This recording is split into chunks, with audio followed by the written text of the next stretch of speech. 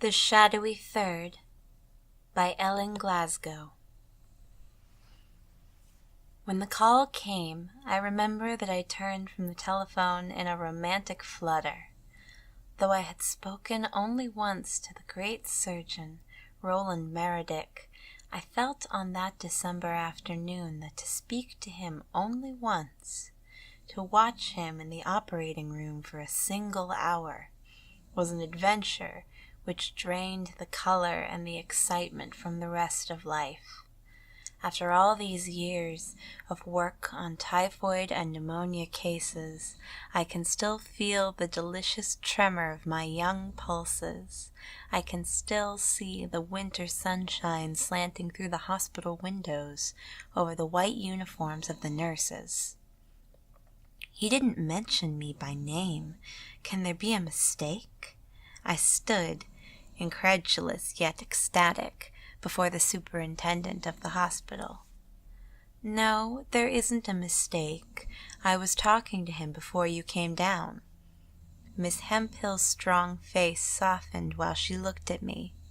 She was a big, resolute woman, a distant Canadian relative of my mother's, and the kind of nurse I had discovered in the month since I had come up from Richmond that northern hospital boards, if not northern patients, appear instinctively to select. From the first, in spite of her hardness, she had taken a liking, I hesitate to use the word fancy for a preference so impersonal, to her Virginia cousin. After all, it isn't every Southern nurse, just out of training, who can boast a kinswoman in the superintendent of a New York hospital. And he made you understand positively that he meant me? The thing was so wonderful that I simply couldn't believe it. He asked particularly for the nurse who was with Miss Hudson last week when he operated. I think he didn't even remember that you had a name. When I asked if he meant Miss Randolph, he repeated that he wanted the nurse who had been with Miss Hudson. She was small, he said, and cheerful-looking. This, of course, might apply to one or two of the others, but none of these was with Miss Hudson. Then I suppose it is really true? My pulses were tingling. And I am to be there at 6 o'clock? Not a minute later. The day nurse goes off duty at that hour, and Mrs. Meredith is never left by herself for an instant. It is her mind, isn't it?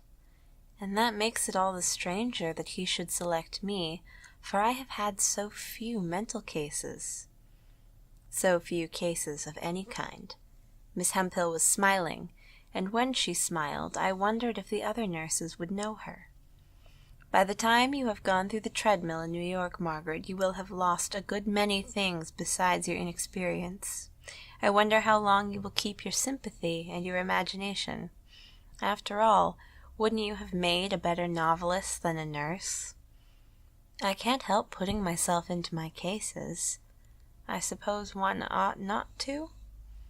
It isn't a question of what one ought to do, but of what one must. When you are drained of every bit of sympathy and enthusiasm and have got nothing in return for it, not even thanks, you will understand why I try to keep you from wasting yourself. But surely in a case like this, for Dr. Meredith. Oh, well, of course, for Dr. Meredith. She must have seen that I implored her confidence, for after a minute, she let fall carelessly a gleam of light on the situation. It is a very sad case when you think what a charming man and a great surgeon Dr. Meredith is.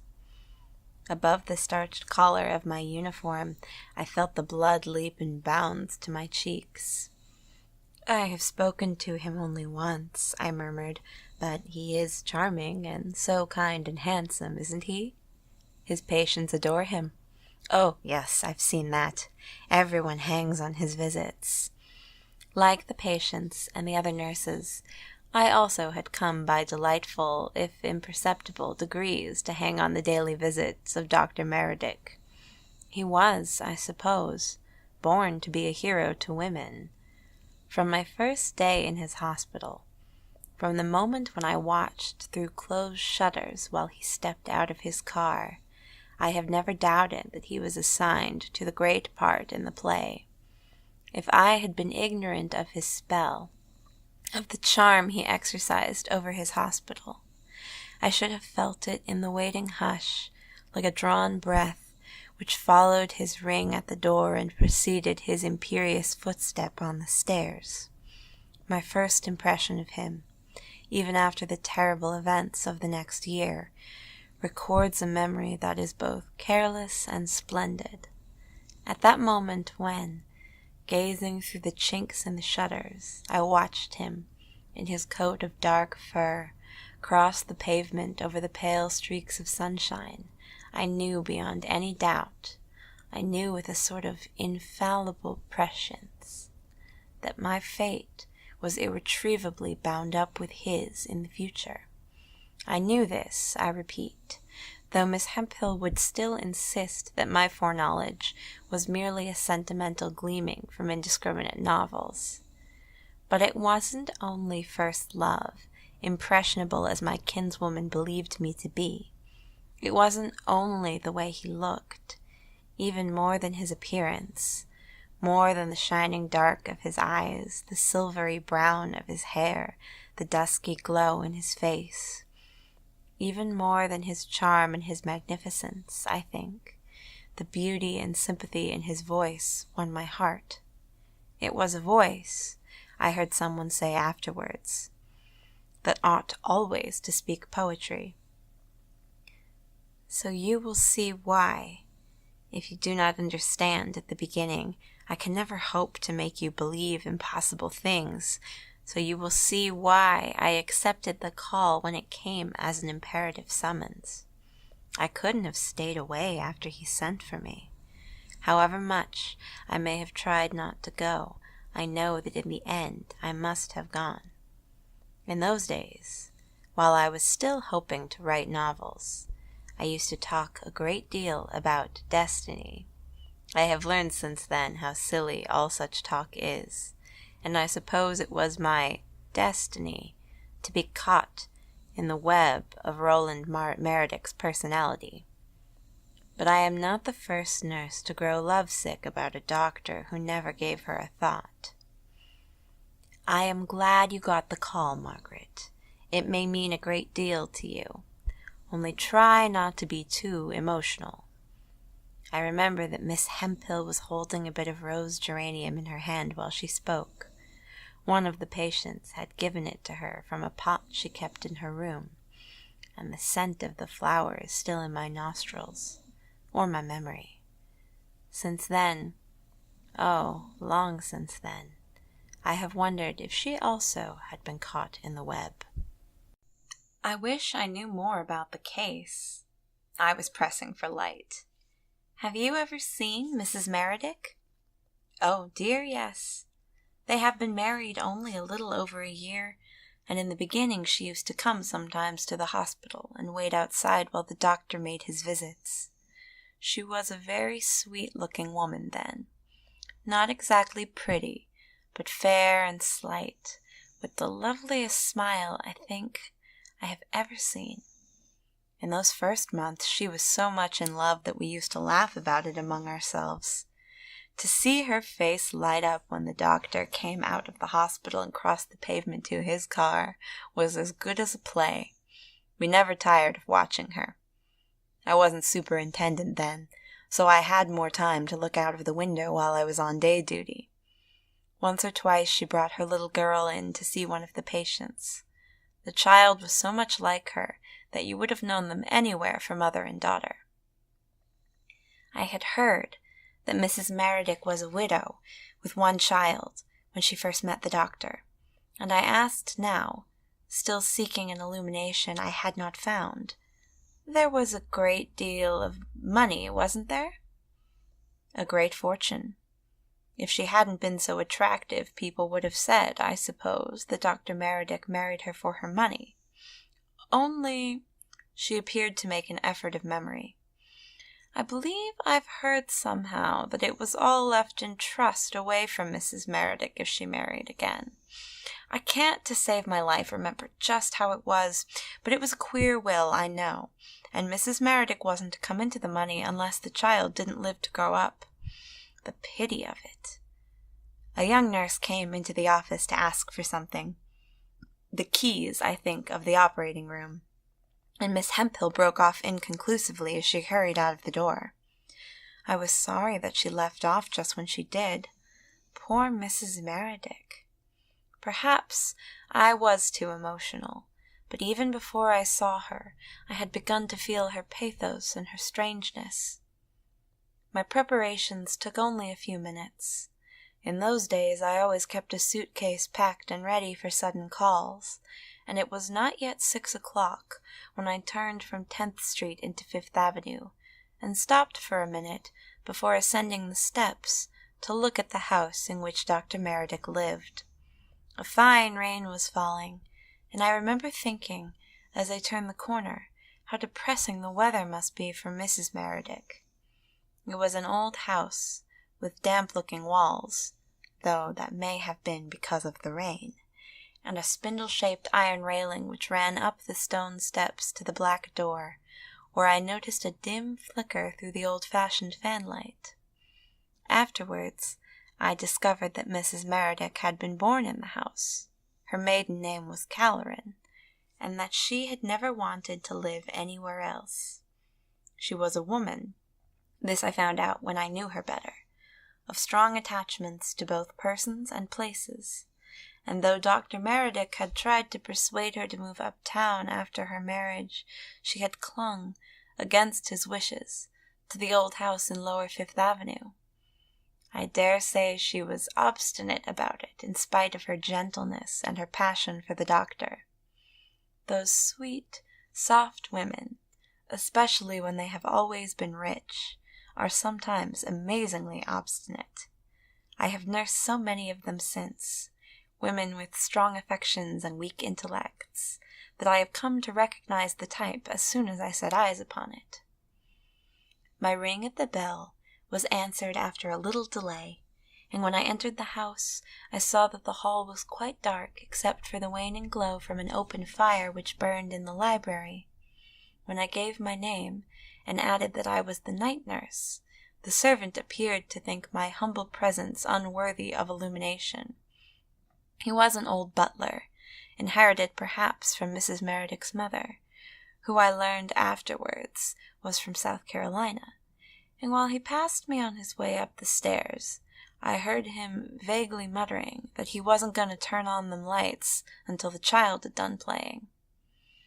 To the right of the hall, the soft glow drew me into the library, and crossing the threshold timidly, I stooped to dry my wet coat by the fire.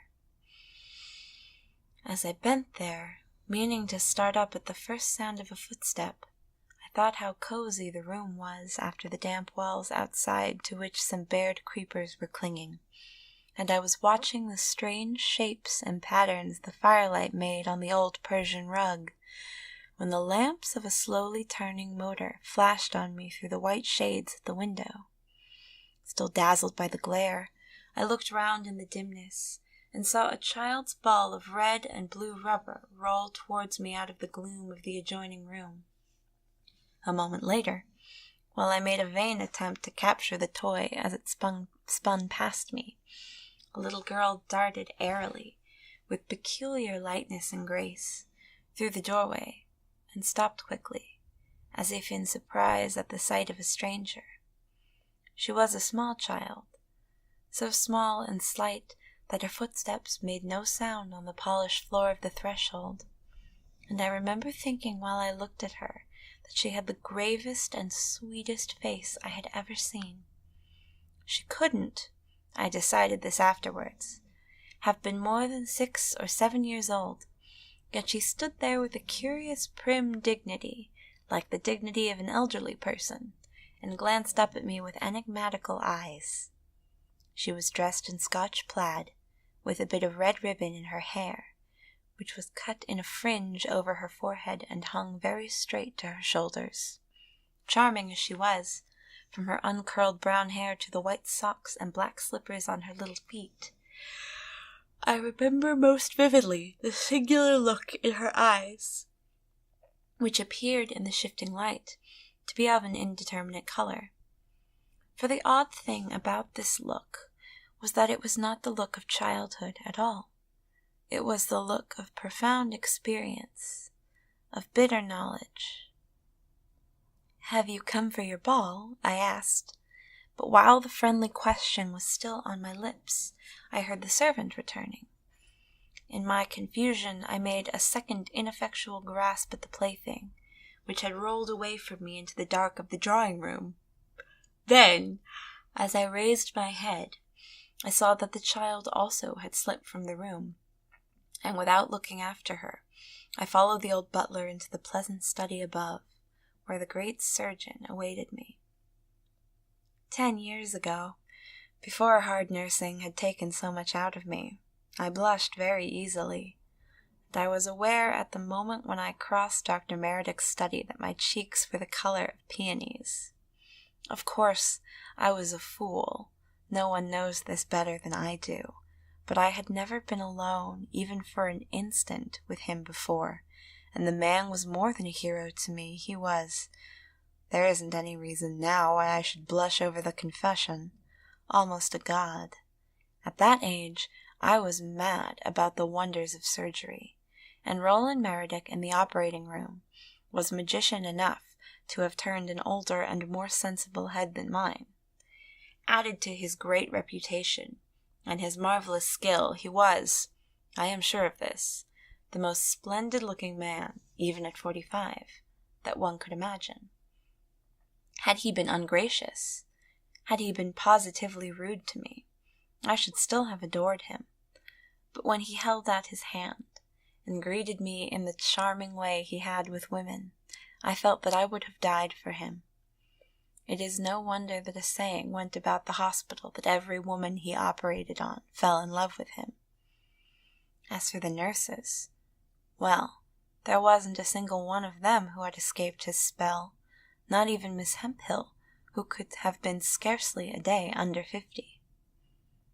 "I am glad you could come, Miss Randolph. You were with Miss Hudson last week when I operated?" I bowed.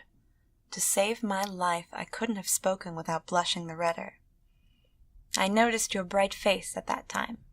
Brightness, I think, is what Mrs. Meredith needs. She finds her day nurse depressing." His eyes rested so kindly upon me that I have suspected since that he was not entirely unaware of my worship. It was a small thing, heaven knows, to flatter his vanity, a nurse just out of training school. But to some men, no tribute is too insignificant to give pleasure. "You will do your best, I am sure." He hesitated an instant, just long enough for me to perceive the anxiety beneath the genial smile on his face, and then added gravely, "We wish to avoid, if possible, having to send her away." I could only murmur in response, and after a few carefully chosen words about his wife's illness, he rang the bell and directed the maid to take me upstairs to my room. Not until I was ascending the stairs to the 3rd story did it occur to me that he had really told me nothing. I was as perplexed about the nature of Mrs. Meredith's malady as I had been when I entered the house. I found my room pleasant enough. It had been arranged, at Dr. Meredith's request, I think, that I was to sleep in the house, and after my austere little bed at the hospital, I was agreeably surprised by the cheerful look of the apartment into which the maid led me. The walls were papered in roses, and there were curtains of flowered chintz at the window, which looked down on a small formal garden at the rear of the house. This the maid told me, for it was too dark for me to distinguish more than a marble fountain and a fir tree, which looked old, though I afterwards learned that it was replanted almost every season. In 10 minutes, I had slipped into my uniform and was ready to go to my patient, but for some reason, to this day, I have never found out what it was that turned her against me at the start. Mrs. Meredith refused to receive me. While I stood outside her door, I heard the day nurse trying to persuade her to let me come in. It wasn't any use, however, and in the end I was obliged to go back to my room and wait until the poor lady got over her whim and consented to see me. That was long after dinner. It must have been nearer 11 than 10 o'clock, and Miss Peterson was quite worn out by the time she came for me. "I'm afraid you'll have a bad night," she said as we went downstairs together. That was her way, I soon saw, to expect the worst of everything and everybody. "Does she often keep you up like this?" "Oh, no, she is usually very considerate. I never knew a sweeter character. But she still has this hallucination."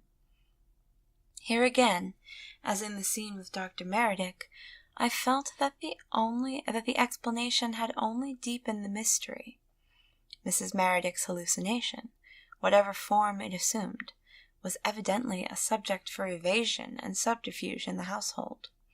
It was on the tip of my tongue to ask, what is her hallucination? Before I could get the words past my lips, we had reached Mrs. Meredith's door, and Miss Peterson motioned me to be silent.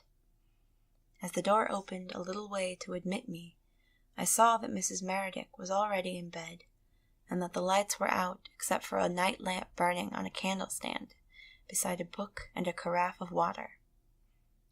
"I won't go in with you," said Miss Peterson in a whisper, and I was on the point of stepping over the threshold when I saw the little girl, in the dress of Scotch plaid, slip by me from the dusk of the room into the electric light of the hall. She held a doll in her arms, and as she went by, she dropped a doll's work basket in the doorway. Miss Peterson must have picked up the toy, for when I turned in a minute to look for it, I found that it was gone. I remember thinking that it was late for a child to be up. She looked delicate, too. But, after all, it was no business of mine, and 4 years in a hospital had taught me never to meddle in things that do not concern me. There is nothing a nurse learns quicker than not to try to put the world to rights in a day. When I crossed the floor to the chair by Mrs. Meredith's bed, she turned over on her side and looked at me with the sweetest and saddest smile. "You are the night nurse," she said in a gentle voice, and from the moment she spoke, I knew that there was nothing hysterical or violent about her mania, or hallucination, as they called it. "They told me your name, but I have forgotten it." "Randolph. Margaret Randolph. I liked her from the start, and I think she must have seen it." "You look very young, Miss Randolph." "I am 22, but I suppose I don't look quite my age. People usually think I am younger." For a moment she was silent, and while I settled myself in the chair by the bed, I thought how strikingly she resembled the little girl I had seen first in the afternoon, and then leaving her room a few moments before. They had the same small, heart-shaped faces, colored ever so faintly, the same straight, soft hair between brown and flaxen, and the same large, grave eyes set very far apart under arched eyebrows. What surprised me most, however, was that they both looked at me with that enigmatical and vaguely wondering expression. Only in Miss Meredith's face, the vagueness seemed to change now and then to a definite fear, a flash, I had almost said, of startled horror. I sat quite still in my chair, and until the time came for Mrs. Meredith to take her medicine, not a word passed between us. Then, when I bent over her pillow with the glass in my hand, she raised her head from the pillow and said in a whisper of suppressed intensity, "You look kind. I wonder if you could have seen my little girl?" As I slipped my arm under the pillow, I tried to smile cheerfully down on her. "Yes, I've seen her twice. I'd know her anywhere by her likeness to you." A glow shone in her eyes, and I thought how pretty she must have been before illness took the life and animation out of her features. "Then I know you're good." Her voice was so strained and low that I could barely hear it. "If you weren't good, you couldn't have seen her." I thought this queer enough, but all I answered was, "She looked delicate to be sitting up so late." A quiver passed over her thin features, and for a minute I thought she was going to burst into tears. As she had taken the medicine, I put the glass back on the candle stand, and bending over the bed, smoothed the straight brown hair, which was as fine and soft as spun silk, back from her forehead. There was something about her, I don't know what it was, that made you love her as soon as she looked at you. She always had that light and airy way, though she was never sick a day in her life, she answered calmly, after a pause. Then, groping for my hand, she whispered passionately, "You must not tell him. You must not tell anyone that you have seen her." I must not tell anyone. Again I had the impression that had come to me first in Dr. Meredith's study, and afterwards with Miss Peterson on the staircase, that I was seeking a gleam of light in the midst of obscurity. "Are you sure there isn't anyone listening? That there isn't anyone at the door?" she asked, pushing aside my arm and raising herself on the pillows. Quite sure. They have put out the lights in the hall." "And you will not tell him? Promise me that you will not tell him." The startled horror flashed from the vague wonder of her expression. "He doesn't like her to come back because he killed her." "Because he killed her?" Then it was that light burst on me in a blaze. So this was Mrs. Meredith's hallucination. She believed that her child was dead. The little girl I had seen with my own eyes leaving her room, and she believed that her husband, the great surgeon we worshipped in the hospital, had murdered her. No wonder they veiled the dreadful obsession in mystery. No wonder that even Miss Peterson had not dared to drag the horrid thing out into the light. It was the kind of hallucination one simply couldn't stand having to face. "There is no use telling people things that nobody believes," she resumed slowly, still holding my hand in a grasp that would have hurt me if her fingers had not been so fragile. "Nobody believes that he killed her. Nobody believes that she comes back every day to the house. Nobody believes, and yet you saw her." "Yes, I saw her. But why should your husband have killed her?" I spoke soothingly, as one would speak to a person who was quite mad. Yet she was not mad. I could have sworn this while I looked at her. For a moment she moaned inarticulately, as if the horror of her thoughts were too great to pass into speech. Then she flung out her thin, bare arm with a wild gesture. "Because he never loved me," she said. "He never loved me." "But he married you," I urged gently while I stroked her hair. "If he hadn't loved you, why should he have married you?" "He wanted the money, my little girl's money. It all goes to him when I die." "But he is rich himself. He must make a fortune from his profession." "It isn't enough. He wanted millions." She had grown stern and tragic. "No, he never loved me. He loved someone else from the beginning, before I knew him." It was quite useless, I saw, to reason with her. If she wasn't mad, she was in a state of terror and despondency so black that it had almost crossed the borderline into madness. I thought once that I would go upstairs and bring the child down from her nursery. But after a moment's hesitation, I realized that Miss Peterson and Dr. Meredith must have long ago tried all these measures. Clearly, There was nothing to do except soothe and quiet her as much as I could, and this I did until she dropped into a light sleep which lasted well into the morning. By 7 o'clock I was worn out, not from work, but from the strain on my sympathy, and I was glad indeed when one of the maids came in to bring me an early cup of coffee. Mrs. Meredith was still sleeping. It was a mixture of bromide and chloral I had given her, and she did not wake until Miss Peterson came on duty an hour or two later. Then, when I went downstairs, I found the dining room deserted except for the old housekeeper, who was looking over the silver. Mrs. Meredith, she explained to me presently, had his breakfast served in the morning room on the other side of the house. And the little girl? Does she take her meals in the nursery? She threw me a startled glance. Was it, I questioned afterwards, one of distrust or apprehension? There isn't any little girl. Haven't you heard? Heard? No. Why, I saw her only yesterday. The look she gave me, I was sure of it now, was full of alarm. The little girl, she was the sweetest child I ever saw, died just 2 months ago of pneumonia.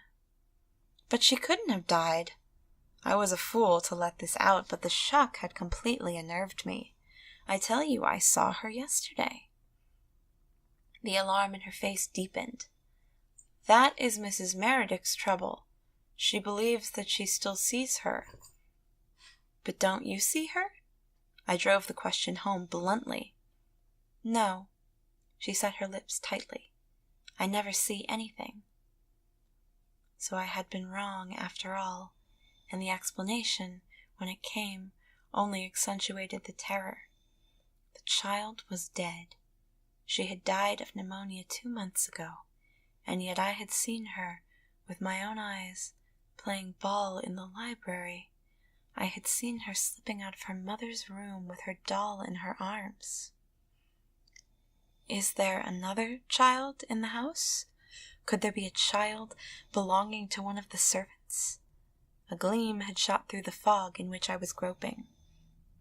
No, there isn't any other.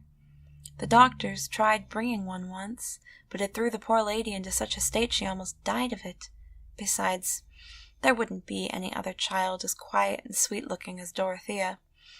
To see her skipping along in her dress of Scotch plaid used to make me think of a fairy, though they say that fairies wear nothing but white or green. Has anyone else seen her? The child, I mean. Any of the servants? Only old Gabriel, the butler, who came with Mrs. Meredith's mother from South Carolina. I've heard that Negroes often have a kind of second sight, though I don't know that that is just what you would call it. But they seem to believe in the supernatural by instinct, and Gabriel is so old, he does no work except answer the doorbell and clean the silver, that nobody pays much attention to anything that he sees. Is the child's nursery kept as it used to be?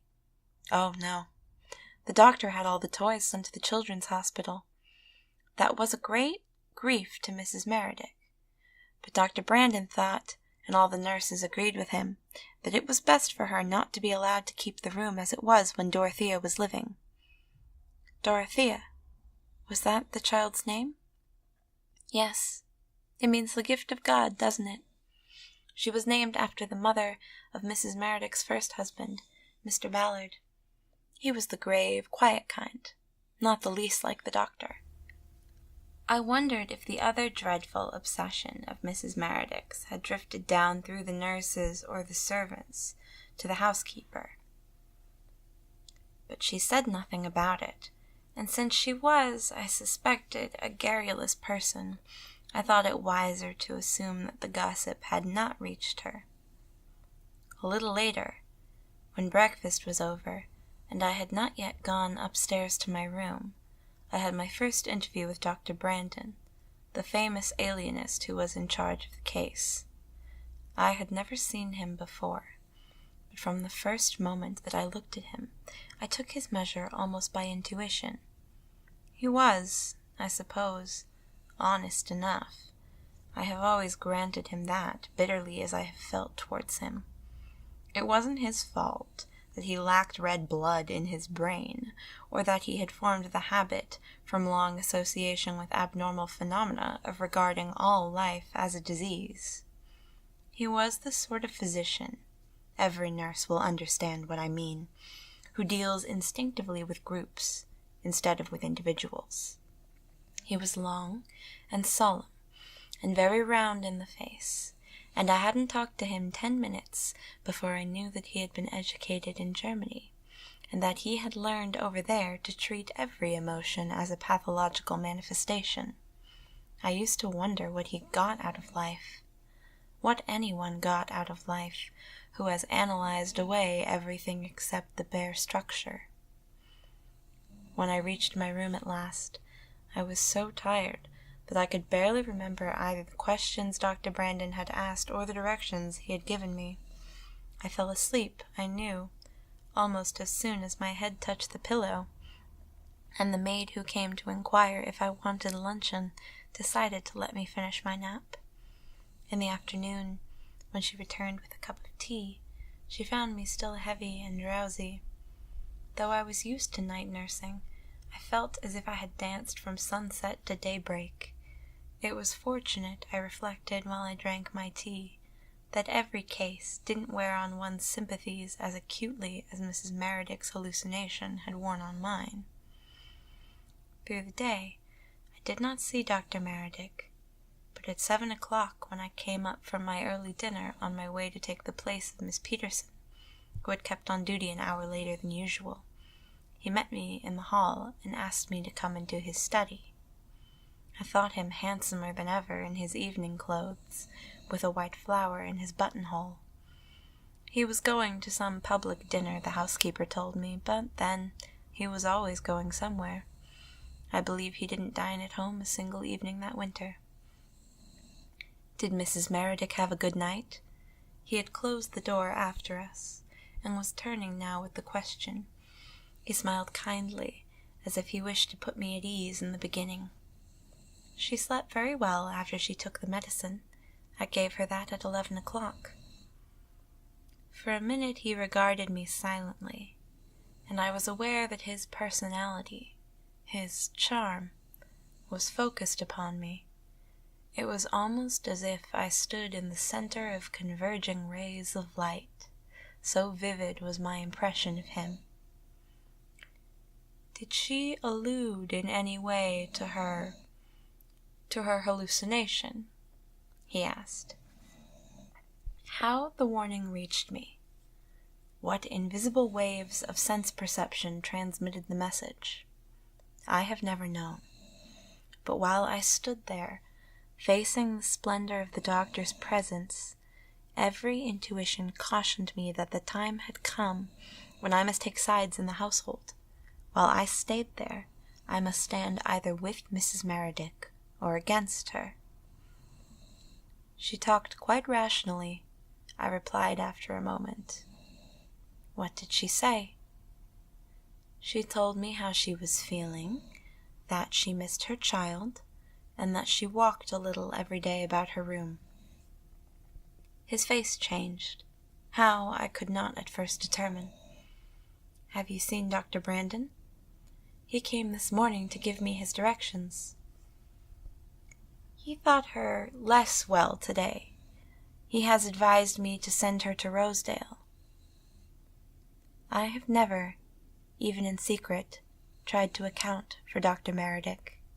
He may have been sincere. I tell only what I know, not what I believe or imagine, and the human is sometimes as inscrutable, as inexplicable as the supernatural. While he watched me, I was conscious of an inner struggle, as if opposing angels warred somewhere in the depths of my being. When at last I made my decision, I was acting less from reason, I knew, than in obedience to the pressure of some secret current of thought. Heaven knows, even then, the man held me captive while I defied him. Dr. Meredith, I lifted my eyes for the first time frankly to his. I believe that your wife is as sane as I am, or as you are. He started. Then she did not talk freely to you? She may be mistaken, unstrung, piteously distressed in mind. I brought this out with emphasis. But she is not, I am willing to stake my future on it, a fit subject for an asylum. It would be foolish, it would be cruel to send her to Rosedale. Cruel, you say? A troubled look crossed his face, and his voice grew very gentle. You do not imagine that I could be cruel to her. No, I do not think that. My voice had also softened. We will let things go on as they are. Perhaps Dr. Brandon may have some other suggestion to make. He drew out his watch and compared it with the clock. Nervously, I observed, as if his action were a screen for his discomfiture or perplexity. I must be going now. We will speak of this again in the morning. But in the morning we did not speak of it, and during the month that I nursed Mrs. Meredith, I was not called again into her husband's study. When I met him in the hall or on the staircase, which was seldom, he was as charming as ever. Yet, in spite of his courtesy, I had a persistent feeling that he had taken my measure on that evening, and that he had no further use for me. As the days went by, Mrs. Meredith seemed to grow stronger. Never, after our first night together, had she mentioned the child to me. Never had she alluded by so much as a word to her dreadful charge against her husband. She was like any woman recovering from a great sorrow, except that she was sweeter and gentler. It is no wonder that everyone who came near her loved her, for there was a mysterious loveliness about her, like the mystery of light, not of darkness. She was, I have always thought, as much of an angel as it is possible for a woman to be on this earth.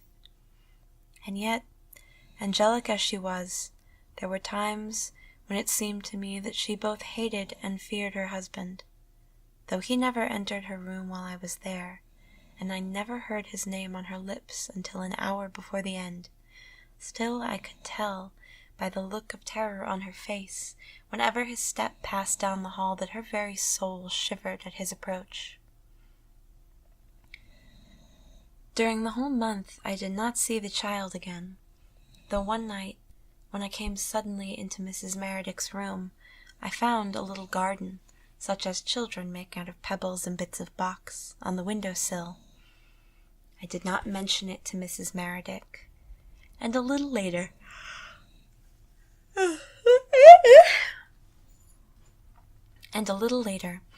as the maid lowered the shades, I noticed that the garden had vanished.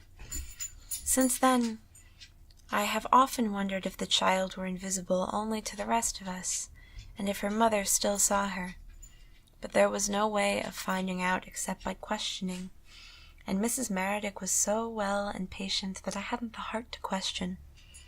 Things couldn't have been better with her than they were, and I was beginning to tell myself that she might soon go out for an airing, when the end came so suddenly. It was a mild January day, the kind of day that brings the foretaste of spring in the middle of winter, and when I came downstairs in the afternoon, I stopped a minute by the window at the end of the hall to look down on the box maze in the garden. There was an old fountain, bearing 2 laughing boys in marble, in the center of the gravelled walk, and the water, which had been turned on that morning for Mrs. Meredith's pleasure, sparkled now like silver as the sunlight splashed over it. I had never before felt the air quite so soft and spring-like in January, and I thought, as I gazed down on the garden, that it would be a good idea for Mrs. Meredith to go out and bask for an hour or so in the sunshine. It seemed strange to me that she was never allowed to get any fresh air except the air that came through her windows. When I went to her room, however, I found that she had no wish to go out. She was sitting, wrapped in shawls, by the open window, which looked down on the fountain, and as I entered she glanced up from a little book she was reading. A pot of daffodils stood on the window-sill, She was very fond of flowers, and we tried always to keep some growing in her room. "Do you know what I am reading, Miss Randolph?" she asked in her soft voice, and she read aloud a verse while I went over to the candle-stand to measure out a dose of medicine. "If thou hast 2 loaves of bread, sell one and buy daffodils, for bread nourisheth the body, but daffodils delight the soul." That is very beautiful, don't you think so? I said, yes, that it was beautiful. And then I asked her if she wouldn't go downstairs and walk about in the garden. "He wouldn't like it," she answered, and it was the first time she had mentioned her husband to me since the night I came to her. "He doesn't want me to go out." I tried to laugh her out of the idea, but it was no use, and after a few minutes I gave up and began talking of other things. Even then it did not occur to me that the fear of Dr. Meredith was anything but a fancy.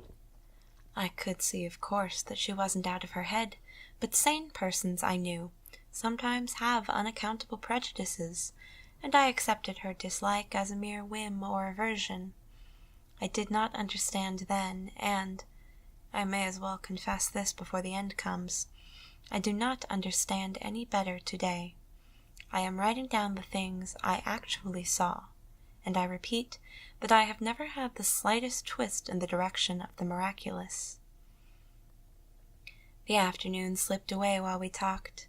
She talked brightly when any subject came up that interested her, and it was the last hour of the day, that grave, still hour when the movement of life seems to droop and falter for a few precious minutes, that brought us the thing I had dreaded silently since my first night in the house. I remember that I had risen to close the window, and was leaning out for a breath of mild air, when there was the sound of steps, consciously softened, in the hall outside, and Dr. Brandon's usual knock fell on my ears. Then, before I could cross the room, the door opened, and the doctor entered with Miss Peterson. The day nurse, I knew, was a stupid woman, but she had never appeared to me so stupid, so armored and encased in her professional manner, as she did at that moment. "I am glad to see that you are taking the air." As Dr. Brandon came over to the window, I wondered maliciously what devil of contradictions had made him a distinguished specialist in nervous diseases. "Who was the other doctor you brought this morning?" asked Mrs. Meredith gravely, and that was all I ever heard about the visit of the second alienist. "Someone who is anxious to cure you." He dropped into a chair beside her and patted her hand with his long, pale fingers. "We are so anxious to cure you that we want to send you away to the country for a fortnight or so.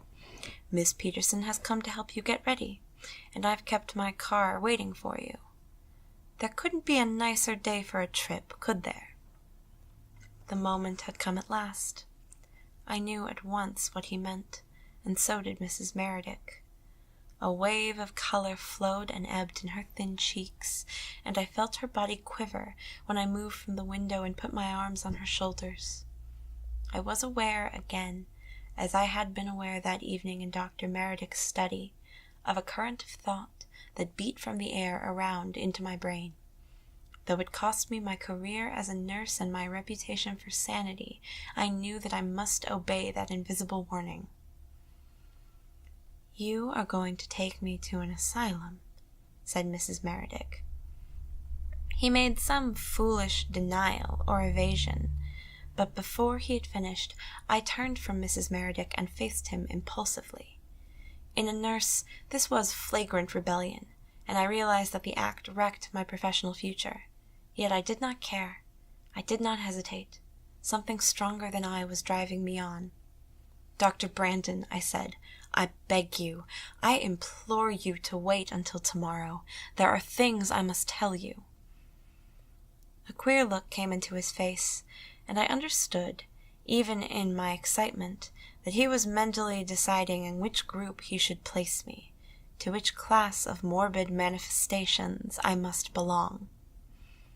Very well, we will hear everything, he replied soothingly, but I saw him glance at Miss Peterson, and she went over to the wardrobe for Mrs. Meredith's fur coat and hat. Suddenly, without warning, Mrs. Meredith threw the shawls away from her and stood up. "If you send me away," she said, "I shall never come back. I shall never live to come back." The gray of twilight was just beginning, and while she stood there in the dusk of the room, her face shone out as pale and flower-like as the daffodils on the window-sill. "I cannot go away," she cried in a sharper voice. "I cannot go away from my child." I saw her face clearly. I heard her voice, and then a horror of this scene sweeps back over me. I saw the door open slowly, and the little girl run across the room to her mother. I saw the child lift her little arms, and I saw the mother stoop and gather her to her bosom. So closely locked were they in that passionate embrace that their forms seemed to mingle in the gloom that enveloped them. "After this, can you doubt?" I threw out the words almost savagely. And then, when I turned from the mother and child to Dr. Brandon and Miss Peterson, I knew breathlessly. Oh, there was a shock in the discovery that they were blind to the child. Their blank faces revealed the consternation of ignorance, not of conviction. They had seen nothing except the vacant arms of the mother and the swift, erratic gesture with which she stooped to embrace some invisible presence. Only my vision, and I have asked myself since if the power of sympathy enabled me to penetrate the web of material fact and see the spiritual form of the child. Only my vision was not blinded by the clay through which I looked. "After this, can you doubt?" Dr. Brandon had flung my words back to me. Was it his fault, poor man, if life had granted him only the eyes of the flesh? Was it his fault if he could see only half of the thing there before them?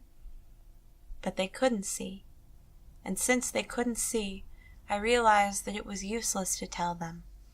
Within an hour, they took Mrs. Meredith to the asylum, and she went quietly, though when the time came for parting from me, she showed some faint trace of feeling.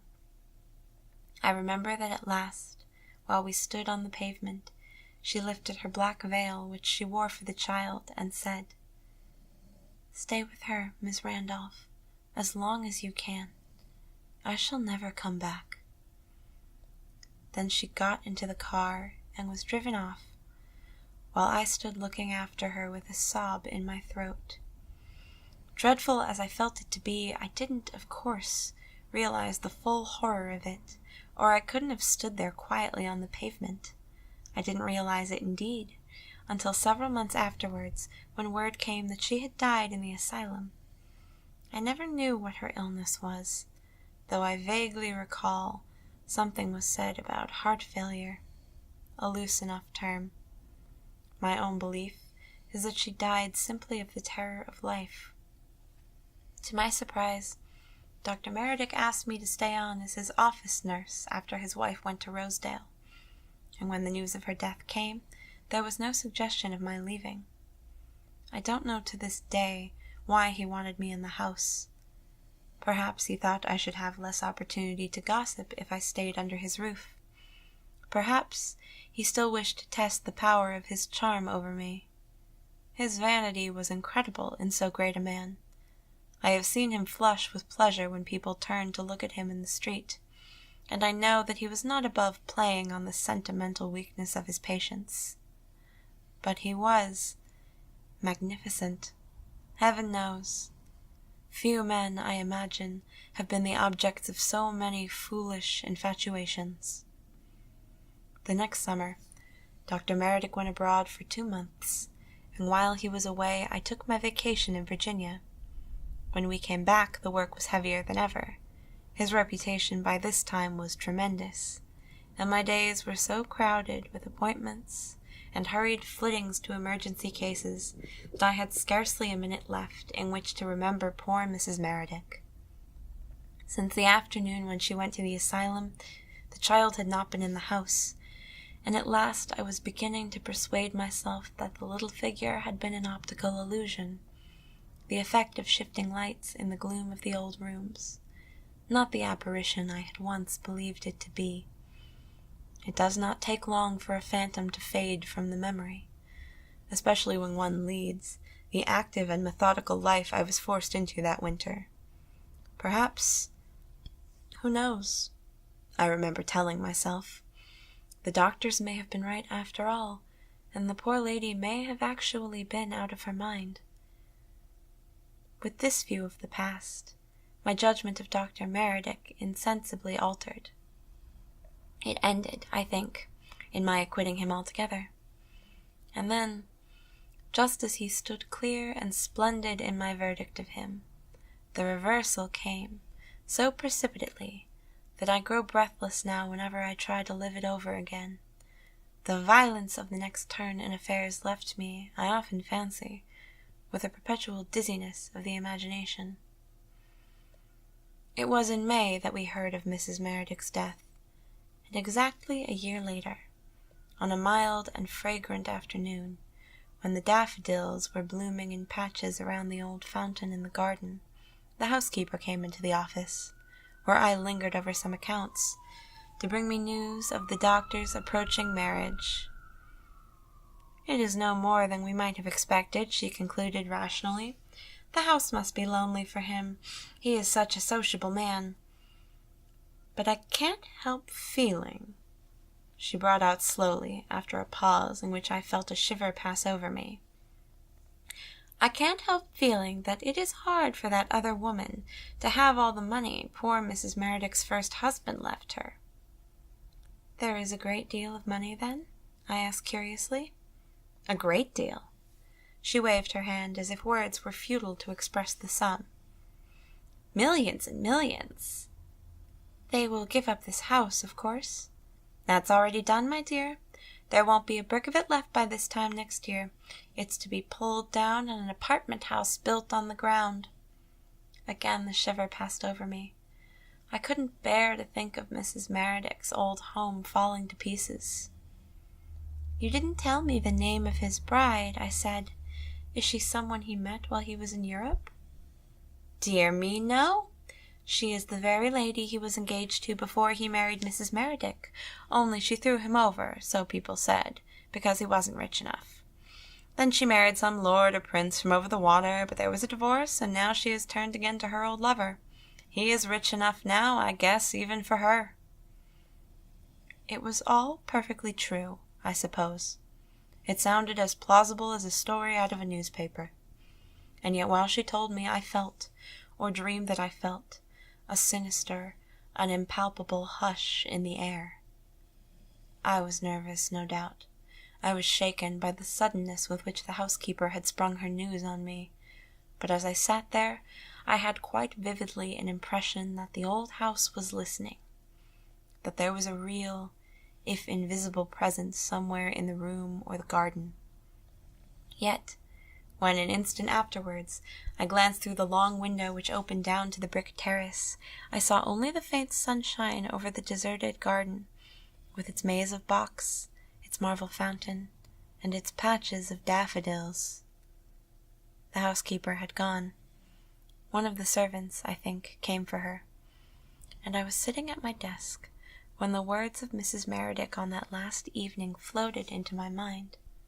The daffodils brought her back to me, for I thought, as I watched them growing so still and golden in the sunshine, how she would have enjoyed them. Almost unconsciously, I repeated the verse she had read to me. "If thou hast 2 loaves of bread, sell 1 and buy daffodils."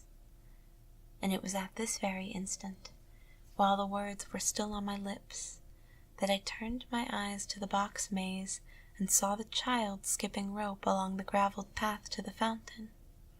Quite distinctly, as clear as day, I saw her come, with what children call the dancing step, between the low box borders to the place where the daffodils bloom by the fountain. From her straight brown hair to her frock of Scotch plaid, and her little feet, which twinkled in white socks and black slippers over the turning rope, she was as real to me as the ground on which she trod, or the laughing marble boys under the splashing water. Starting up from my chair, I made a single step to the terrace. If I could only reach her, only speak to her, I felt that I might at last solve the mystery. But with the first flutter of my dress on the terrace, the airy little form melted into the quiet dusk of the maze. Not a breath stirred the daffodils. Not a shadow passed over the sparkling flow of the water. Yet, weak and shaken in every nerve, I sat down on the brick step of the terrace and burst into tears. I must have known that something terrible would happen before they pulled down Mrs. Meredith's home. The doctor dined out that night. He was with the lady he was going to marry, the housekeeper told me, and it must have been almost midnight when I heard him come in and go upstairs to his room. I was downstairs because I had been unable to sleep, and the book I wanted to finish I had left that afternoon in the office. The book, I can't remember what it was, had seemed to me very exciting when I began it in the morning, but after the visit of the child, I found the romantic novel as dull as a treatise on nursing. It was impossible for me to follow the lines, and I was on the point of giving up and going to bed, when Dr. Meredith opened the front door with his latchkey and went up the staircase. There can't be a bit of truth in it, I thought over and over again as I listened to his even step ascending the stairs. There can't be a bit of truth in it, and yet, though I assured myself that there couldn't be a bit of truth in it, I shrank, with a creepy sensation, from going through the house to my room in the 3rd story. I was tired out after a hard day, and my nerves must have reacted morbidly to the silence and the darkness.